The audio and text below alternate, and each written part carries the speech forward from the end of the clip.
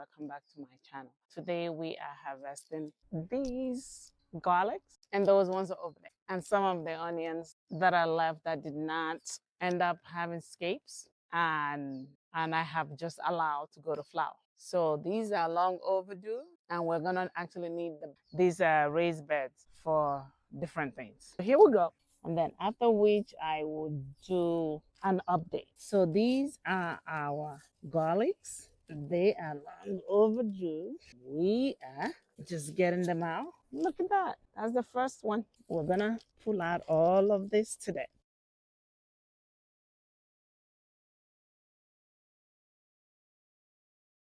Let's look at this. Look at how big these stems were. And look at all that.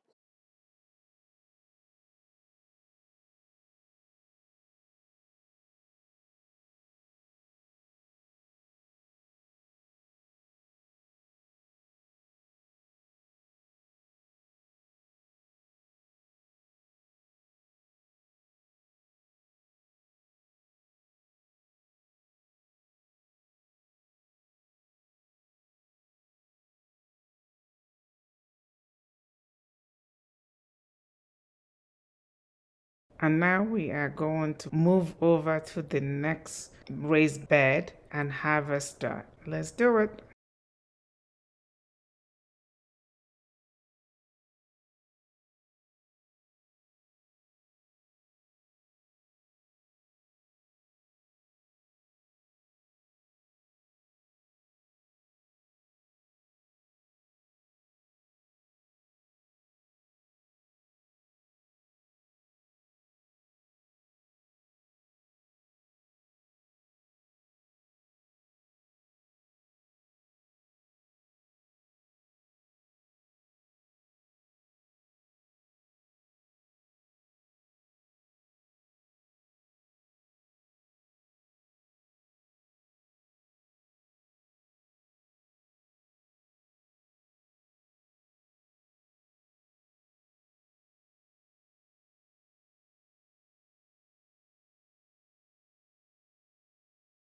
We're gonna leave some of these onions that are still bulbing, but I wanna, and this is actually one of the smallest ones. These two were stuck together.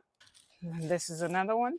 We are going to look at the rest of the onions. Look at how these stems were. And then they ended up escaping, and now they are flowering. And I let most of them go to flower. Have a whole bunch of them. I figured if I'm not going to get any bobbing onions, I might as well just get seeds that I can save and know that they are very fresh and viable. The flowers are beautiful, and all this happened just because of the fluctuation in the temperature and the climate changes. I was truly hoping for a great harvest of some beautiful red bombing onions this year. But hey, you win some, you lose some. You can't predict the weather. So that's how it goes with gardening. Mother Nature always wins. So nothing we can do. Onions are biennial, naturally flowering in their second year to reproduce. Flowering can also occur prematurely during the first year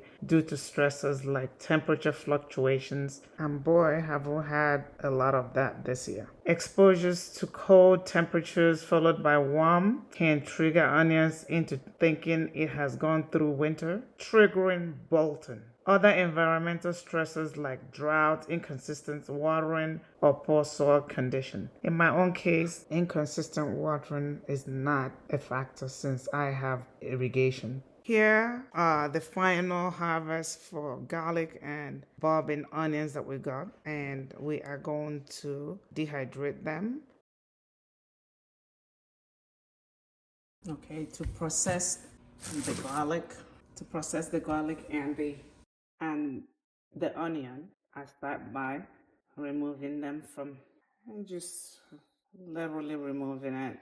I just wanted to dehydrate these fresh, the harvest into 3 parts, and then I'm going to cure 2/3, and then I'm going to dehydrate 1/3 of the half. These stems I'm going to use for compost. Just peeling them, then we'll wash and dice them and put them in the dehydrator. All right, so we are about to finish. As you can see, the cloves are there, but because they are not dry, they are not well defined, but you can see them.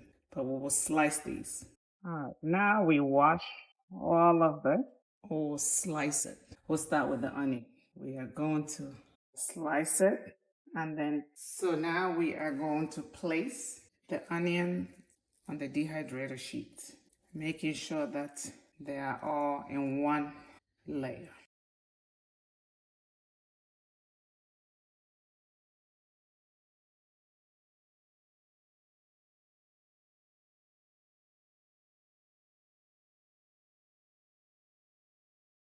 Then we'll set this aside. The rest of it, we'll get another sheet. Then we're going to start by also slicing the garlic, slicing them lengthwise.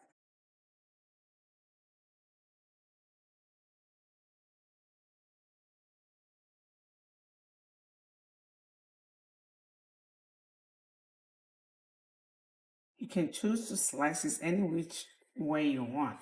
Be careful with the knife. You can also choose to cut them into smaller pieces.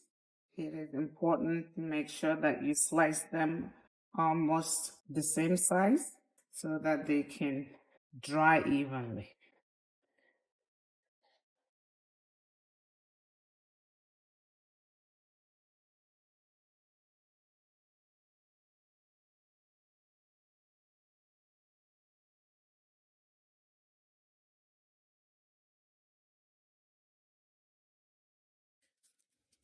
These are the things that actually dry up to cover the cloves. Then we're going to place the garlic in a single fire, making sure no overlap.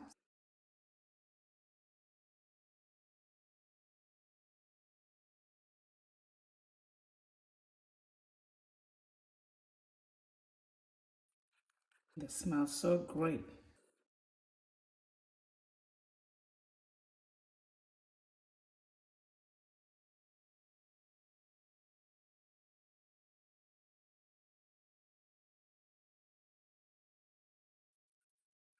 Be aware that when they dry, they do shrink.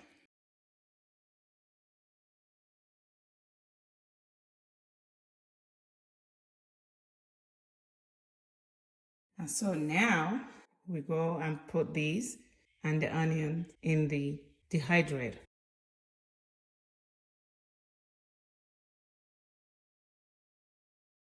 Placing them in the dehydrator. This is a 10 tray dehydrator and we're gonna close it. So what we're going to do next is to set it. We want it at about 90 degrees and we are going to set it for about 12 hours because we want it to be completely dry. Then we'll set it and we'll dehydrate it for that long and come back. If it is not completely dry, we can always increase the time. And that's how we process our harvest from the garden. And we will use some of this to make our homemade seasoning, and sometimes we'll store fresh ones in olive oil. If this video has been of value to you, please like, share, subscribe, and hit the notification button. This is Dr. Okeke. Thank you and God bless. Are completely dry and we can save them as is, or we can pulverize them and make into powder. We also left some cloves that were drying out to cure so that we can save for next year's seeds.